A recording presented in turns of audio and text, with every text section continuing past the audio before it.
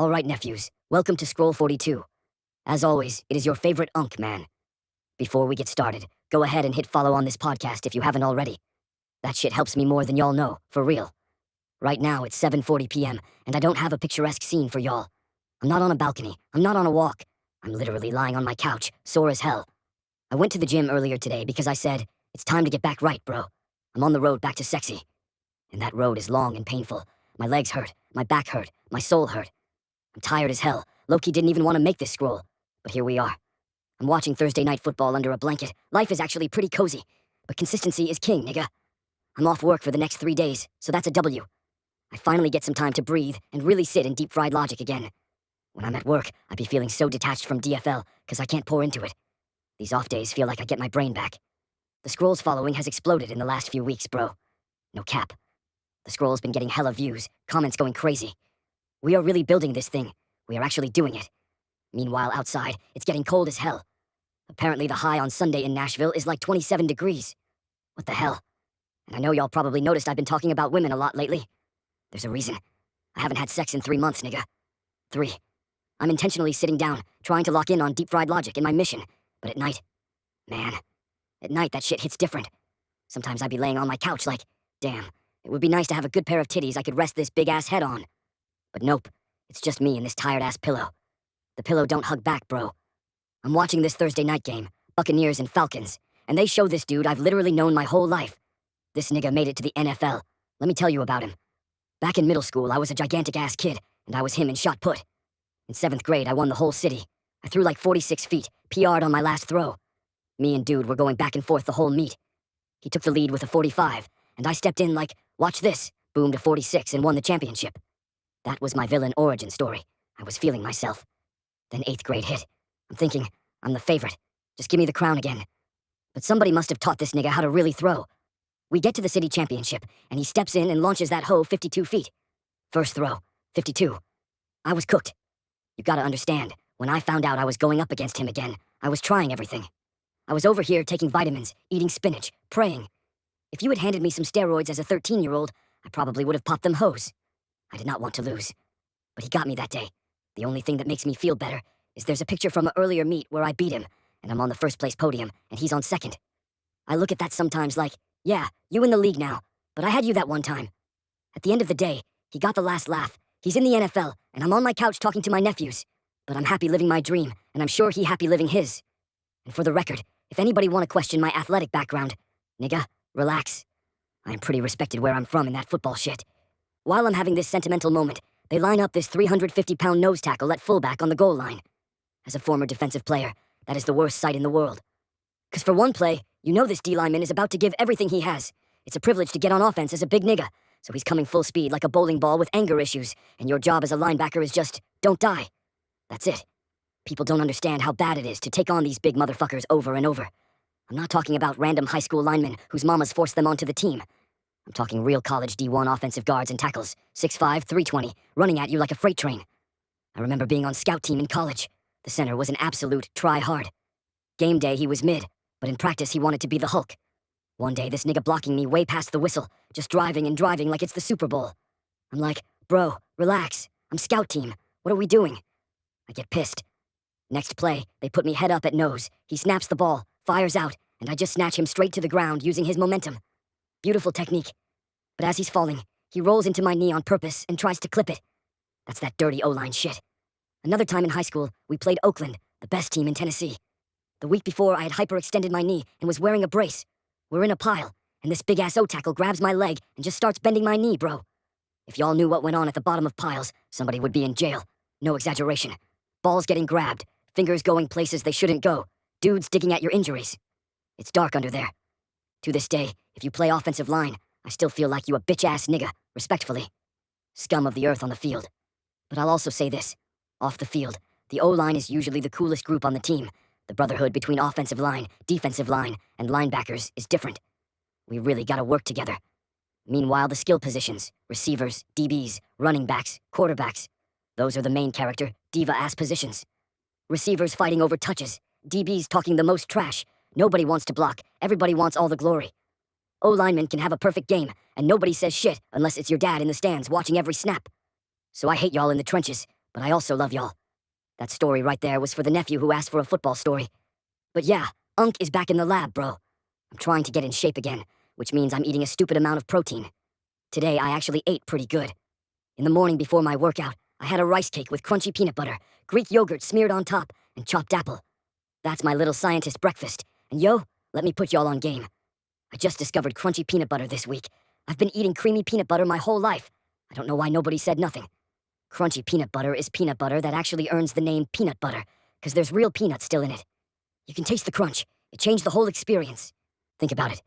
If an alien landed on Earth and we handed him a spoonful of creamy peanut butter with no context, he would not know that came from peanuts.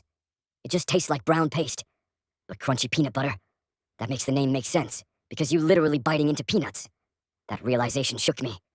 Anyway, remember, carbs fuel you, protein builds you. Your body needs protein to build muscle. You can't just eat packs of ramen and think you're gonna get big. There's no protein in that. You gotta eat meat, pause, or get on your protein shakes, Greek yogurt, eggs, all that. If I have any vegan nephews listening, yes, I am judging you a little. Be a man, nigga. I want you to go outside, find your nearest squirrel and... I'm playing. Don't do that. People are stupid, and I don't need no lawsuits. The algorithm been kind of doing me dirty these last few days. I posted 2 videos, and they only got like 1,200 views. I'm sitting here like, bro, what the fuck? But that's just the content game. You're gonna have good days and bad days. Just like football, just like the gym, you gotta keep going, even when the stats look mid. Speaking of food and mid, Nashville just got its first In-N-Out burger, and people are losing their minds. Lines wrapped around the building. I had In-N-Out once when I was in Dallas. The burger was cool, fries were trash. I'm sorry. The fries tasted like they were seasoned with disappointment. The burger itself, solid. But nothing to get bricked up about. The best burger in the fast food world is Five Guys, but Five Guys is a delicacy. That's a payday treat. Everyday burger? I might get cooked for this, but a Whopper kinda hits, nigga. Say what you want, a fresh Whopper is a quality burger. I like Big Macs too, but the patties are so small. Every time I bite one, I'm like, where's the beef? Why y'all rationing my cow? I used to love the Baconator from Wendy's, but every time I eat one, my heart starts talking to me like, hey bro, I think this is it. This might be the one. It's just meat on meat on meat with cheese. Back in the day, I used to tear Wendy's up. Spicy nuggets had us in a chokehold. Some of y'all don't even remember the dark era where Wendy's actually took spicy nuggets off the menu for years. They were gone. I remember being like, damn, I wish they'd bring them back, and one day they did. Now y'all just casually pulling up like nothing happened. You have no idea what we went through. Fast food used to be elite and cheap. Y'all don't know the real dollar menu. McChicken and McDouble were $1. $1. We had this legendary move called the McGangbang. You get a McDouble and a McChicken, split the McDouble between the patties, slide the McChicken in the middle, close that hoe up, and boom, hybrid monstrosity bigger than a Big Mac for like $2.46. That was real value. It is actually an atrocity how fast food prices have gone up since then. Man, the 2010s were the era. When I'm old, I'm gonna be like, let me tell y'all about 2012. Rappers like Tyga and Wiz Khalifa were him. There was this boy band called Mindless Behavior that all the girls loved. I used to hate them niggas, but that was just hate. All the girls at school were like, my girl, she loves me, and I was just a big fat motherfucker getting no play. It wasn't that I really hated them. I wanted to be them. That's how hating works a lot of the time. It's just envy in a different outfit. That was the snapbacks and tattoos era. Social media really heating up. Instagram was simple, just pictures and vibes. For me, life really started linking around 2014 to 2015. That's when I started getting good at football, and I knew I was gonna be some kind of beast.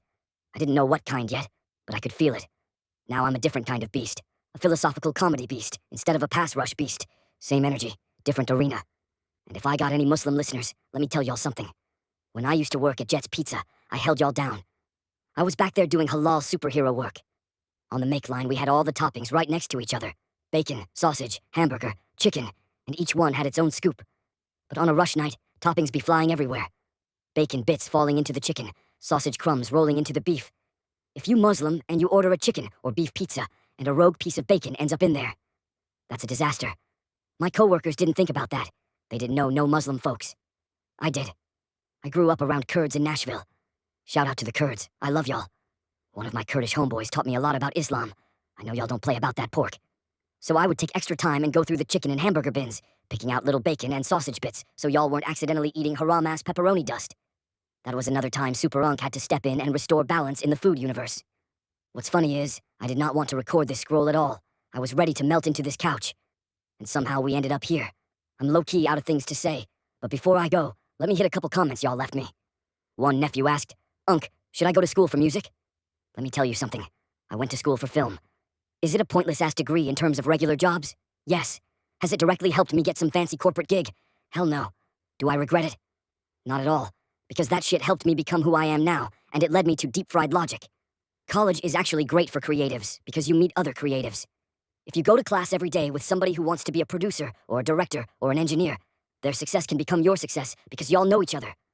Also, college gives you deadlines. I didn't need to go to school to write comedy, but school forced me to write on a schedule in ways I wouldn't have tried myself. It made me explore my voice. It also taught me real tools. Now I know Adobe Premiere Pro more than I would have if I just stayed at home watching YouTube. My degree ain't done much for a 9-to-5, but paired with deep-fried logic, that shit is gonna matter. So my advice, if you go to meet people, sharpen your craft, and be cool with everybody. Relationships are the real degree. Another nephew asked, "Unc, when does dating get serious?" Honestly, it varies. Some people move fast. I got a homeboy who got married at 23. Some niggas are ready for that, some not. You can have what feels like a serious relationship at 16, 17, 18. But personally, I wouldn't recommend locking yourself down super serious in high school if y'all both about to go to college. That's usually a slow, painful death. I'd say most serious relationships start around 18 to 19, when you have real freedom and can actually go to each other's places without your mama in the mix. But at the end of the day, everybody's path is different. There is no one clock for love. Anyway, that's all I got for tonight. I didn't want to record this scroll, but I did it anyway, and that's kind of the whole point. Sometimes you gotta do the thing on the days you absolutely don't feel like it. If this scroll isn't a banger, then scroll 43 will be. If 43 not, then 44 will be. I'm not stopping. Keep God first, be a real nigga, do the right thing, and don't stop, because once you stop, your dreams stop. And if you're part of this deep-fried scroll brotherhood, buy a wristband, nigga. Good night, or good morning. Just have a good day. Unc loves you.